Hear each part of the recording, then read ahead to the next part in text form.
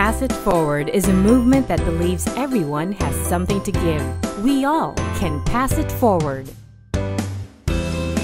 We are TUMBAS. It stands for Tulong Medikal and Gabay-Aral ng Sustamina. So in short, better known as Sustamina Foundation. So we are more of in the academic and medical side of helping people.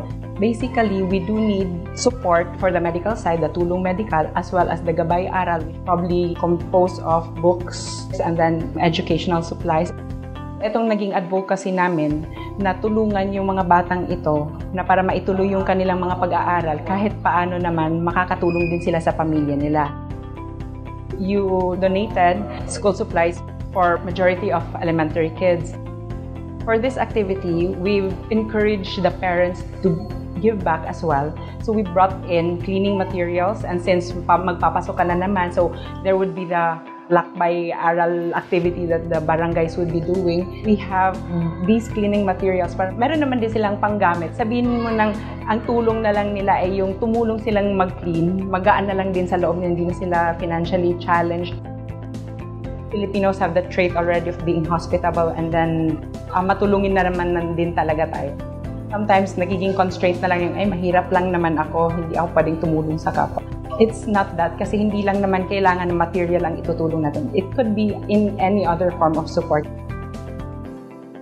Thank you po sa Pass It Forward to End SCTech. We would like to thank you firsthand sa tulong na ginawa niyo this time. We believe that you have the good advocacy of passing it forward. Sana naman ay hindi kayo mananawang tumulong sa amin. And then sana naman ay marami pa din kayong sponsors na pwedeng tumulong at mas ma-enhance pa natin ang projects na kaya nating itulong sa community. Yung pagtutulong natin sa kapwa, hindi lang naman kasi tayo pwedeng mabuhay ng tayo lang. So we do believe na kasama sa success mo, yung nakakatulong ka rin sa kapwa mo. Malaki or maliit, ang tulong still is tulong. Malaki ang impact nun sa isang tao na tinutulungan natin, na pati siya na i-encourage siyang tumulong sa iba. We all have something to give.